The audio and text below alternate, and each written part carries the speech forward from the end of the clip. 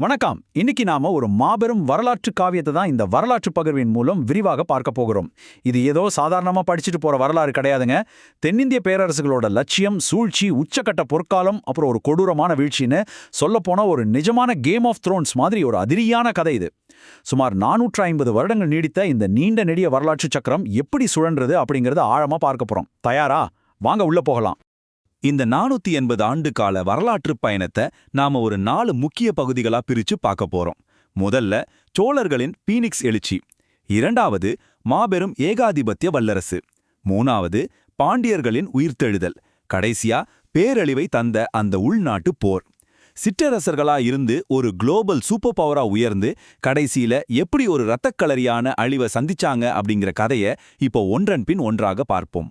சரி, பகுதி 1, சோழர்களின் பீனிக்ஸ் எழுச்சி.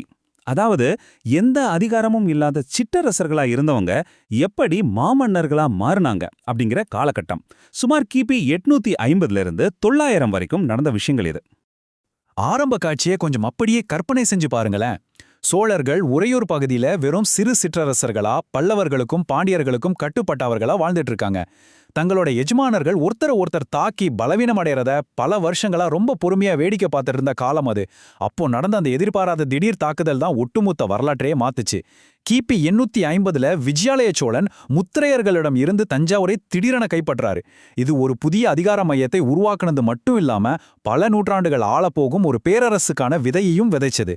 அதைத் தொடர்ந்து அவரோட மகன் அரியணை ஏறியதும் ஒரு மாபெரும் ராஜதந்திர விளையாட்டை ஆட அருமையான மேடை செட் ஆகிடுச்சு.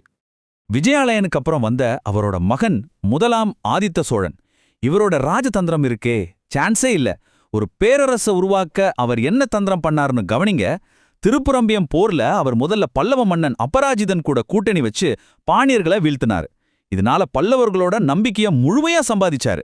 ஆனா பாண்டியர்கள் போர்க்களத்திலிருந்து பின்வாங்கின உடனே கொஞ்சம் கூட யோசிக்காம தான் கூட்டாளியான அதே பல்லவ மன்னன் மேலேயே ஆதித்த சோழன் திடீர்னு தாக்குதல் நடத்தினார். போர்க்களத்திலேயே அபராஜிதனை கொன்று பல்லவர்களோட தலைநகரான காஞ்சிபுரத்தையும் கைப்பற்றிட்டார்.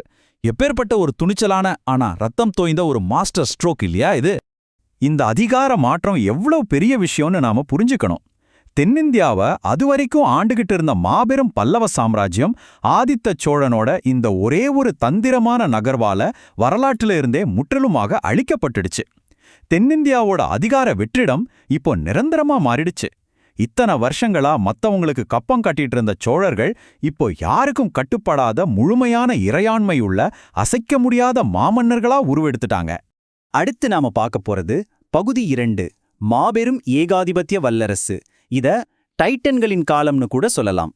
கிபி 985 முதல் 1044 வரையிலான காலகட்டம். வெறும் சந்தர்ப்பவாத போர்கள்ல இருந்து சோழர்களோட ஆட்சி சர்வதேச அளவிலான ஒரு வல்லரசா பரிணமித்த பொற்காலத்துக்கு நாம இப்ப வந்திருக்கோம். இந்த கண்கொள்ளா காவியமான தஞ்சை பெருவுடையார் கோவில், அதாவது பிரகதீஸ்வரர் கோவிலோட பிரம்மாண்டத்தை கொஞ்சம் கவனிங்க. கிபி 1010ல முதலாம் ராஜராஜ சோழனால் கட்டி முடிக்கப்பட்ட இந்த கட்டிடக்கலை அற்புதம் வெறும் கற்களால் கட்டப்பட்ட சாதாரண கோவில் அல்ல. அது சோழர்களோட முழுமையான ஆதிக்கத்தோட சிம்பல். முதலாம் ராஜராஜன் பாண்டியர்களை அடக்கி இலங்கையோட வடபகுதியை கைப்பற்றி சோழ பேரரச ஒரு மாபெரும் சக்தியா மாத்தினாரு. இந்த வானளாவிய கோபுரம் அவருடைய ஈடு இணையற்ற அதிகாரத்துக்கு நேரடி சாட்சியா இன்னிக்கும் கம்பீரமா நிக்குது. ராஜராஜனே இவ்ளோ பெரிய ஆளுன்னா அவரோட மகன் முதலாம் ராஜேந்திர சோழன் தன் அப்பாவிய மிஞ்சிற அளவுக்கு வரலாற்று சாதனைகளை படைச்சாருங்க. தென்னிந்தியாவில இருந்து ஒரு மன்னன் தன்னோட பிரம்மாண்டமான படைகளை யானைப்படையோட சேர்த்து வடக்கு கங்கை நதிக்கரை வரைக்கும் வெற்றிகரமா நடத்தி சென்ற அந்த போர் வியூகங்களை சற்று கற்பனை செஞ்சு பாருங்க. வழியில் குறுக்கிட்ட மன்னர்களை எல்லாம் வீழ்த்தி வட இந்தியாவையே அதிர வச்ச அவர் கங்கை கொண்ட சோழன் அப்படிங்கிற வரலாற்று சிறப்புமிக்க பட்டத்தையும் சூட்டிக்கிட்டாரு. இந்தியா வரலாற்றிலேயே அதுவரை நடக்காத ஒரு மாபெரும் சாதனை இது. நிலப்பரப்பை தாண்டி வங்காள விரிகுடாவோட விரிவான பரப்பளவை இப்போ பாருங்க. இந்திய வரலாற்றுல கடல் தாண்டிய படையெடுப்புகள் ரொம்ப குறைவு.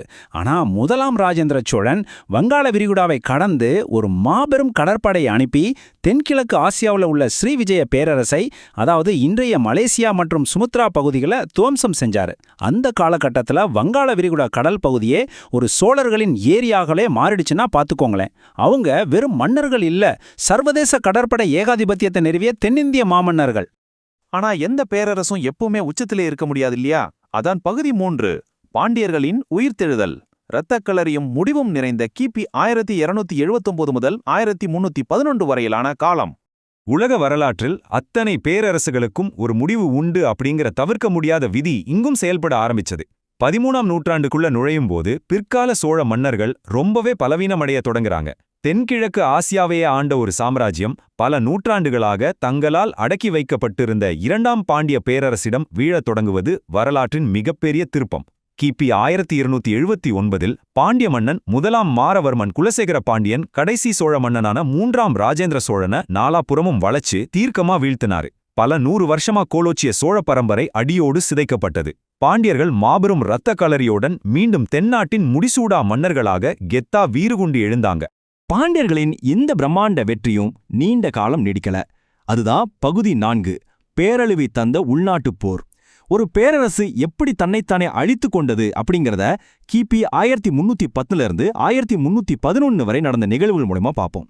தங்களோட புகழின் உச்சத்தில் இருந்த பாண்டியர்கள் வெளியாட்களால அழியல, தங்களுக்குள்ளேயே நடந்த ஒரு கொடூரமான குடும்ப சண்டையால பேரழிவை நோக்கி சென்றாங்க. மன்னர் மாரவர்மன் குலசேகர பாண்டியன் செஞ்ச ஒரு மிகப்பெரிய உளவியல் மற்றும் அரசியல் தவறு ஒட்டுமொத்த தென்னிந்தியாவையும் இரத்த களரியா மாத்துச்சு. அவர் தனக்கு ரொம்ப பிடிச்ச ஆனா முறைகேடாக பிறந்த மகனான வீரபாண்டியனுக்கு அரியணையை கொடுக்க ஆசைப்பட்டாரு. இதனால கடும் கோவமும் வஞ்சகமும் அடைஞ்ச அவரோட முறையான மகனான சுந்தரபாண்டியன் அதிகார வெறியில் தன்னோட சொந்த அப்பாவையே இரக்கமின்றி கொலை செஞ்சாரு. யோசிச்சு பாருங்க.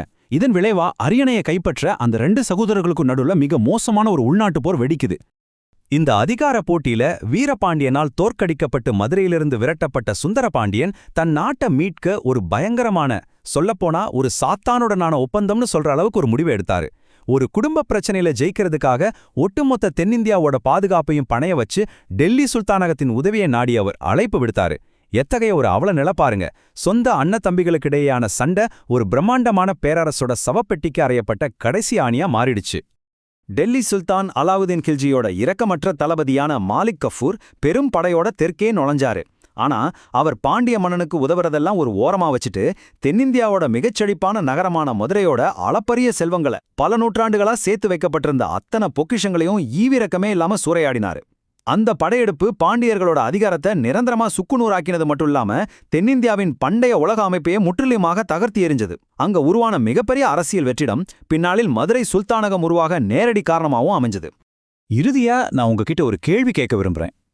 ஒரு பேரரசு பல நூற்றாண்டுகளா வெளியிலிருந்து வர்ற அத்தனை எதிரிகளையும் சமாளிச்சு ஜெயிச்சாலும் அதோட உண்மையான அழிவு எப்பவுமே அதுக்குள்ளேயே தான் இருக்கா? சோழர்களும் சரி, பாண்டியர்களும் சரி, எவராலும் வெல்ல முடியாத மாபெரும் சாம்ராஜ்யங்களை உருவாக்குனாங்க.